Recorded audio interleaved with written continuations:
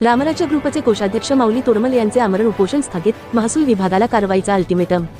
नेवासा तालुक्यात अवैध 2 खनिज वाळू स्टॉक प्रकरणात ठोस कारवाई करण्याच्या मागणीसाठी रामराज्य ग्रुप महाराष्ट्र राज्याचे कोषाध्यक्ष माऊली तोरमल यांनी तहसील कार्यालयासमोर आमरण उपोषण सुरू केले होते।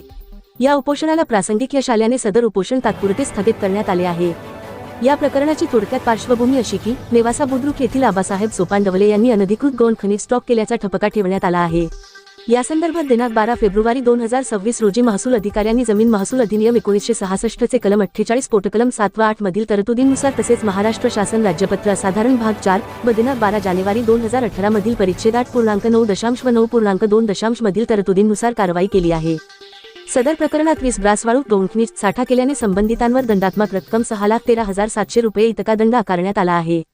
तसेच तहसीलदार नेवासा यांनी दंड भरण्यासाठी नोटीस देखील पाठवली आहे। दरम्यान या कारवाईनंतर पुढे वास्तविक व प्रभावी कारवाई होणार का, महसूल विभागाकडून योग्य न्याय दिला जाणार का, तसेच दंड वसुली आणि पुढील दंडात्मक फौजदारी कारवाई प्रत्यक्षात होणार का, याकडे आता तालुक्याचे लक्ष लागले आहे। माऊली तोरमल यांनी स्पष्ट इशारा दिला आहे की जर महसूल विभागाने या प्रकरणात योग्य ती कारवाई केली नाही किंवा कारवाई कागदोपत्रीच राहिली तर रामराज्य ग्रुपच्या वतीने पुढील धोरणात्मक आंदोलन ठरवून आक्रमक भूमिका घेतली जाईल। या प्रकरणात प्रशासनाने दंड वसुलीसह कठोर कारवाई करून अवैध वाळू गौण खनिज व्यवसायावर कायमचा आळा घालावा अशी जोरदार मागणी नागरिकांकडून होत आहे। रामराज्य ग्रुपने नेवासा तहसीलदार समोर उपोषण केले होते 10 तारखेपासून तर 12 तारखेपर्यंत। या उपोषणाला यश आलेलं आहे।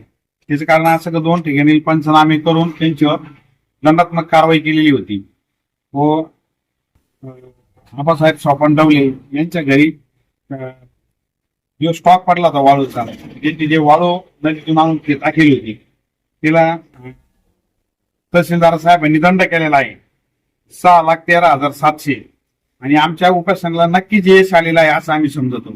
जर आबासाहेब सोपानडवले यांनी जर काही बोगस पावत्या दुसरीकडचे टेंडर झालेले जर पावत्या वापरलेल्या असन, त्यांनी जर आता तहसीलदाराला माहिती दिली असन त्यांनी आम्ही टेंडरनी ते वाळू घेले तर त्यांनी त्या टेंडरच्या पावत्या आम्ही घेणार आहे आणि निश्चितच तहसीलदार साहेबांनी जर त्या पावत्या ग्राह्य धरल्या तर आम्ही हायकोर्टात याचिका दाखल करणार आहे। त्या पावती चौकशी लावणार आहे। ते जर बोगस निघल्या तर त्यांच्यावर 420 चा कलम दाखल करावा आणि आम्ही आता सर्टिफाईड नक्कल तर तहसीलदार साहेबांकडून घेणार आहे। आबासाहेब सोपानडवले यांचं आम्हाला माहिती मिळालेली आहे।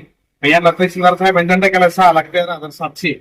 तर आता इथून पुढचे जे प्रोसेस आहे ते आम्ही कागदपत्रे आणि न्यायालयाने लढणार आहे। जय श्रीराम।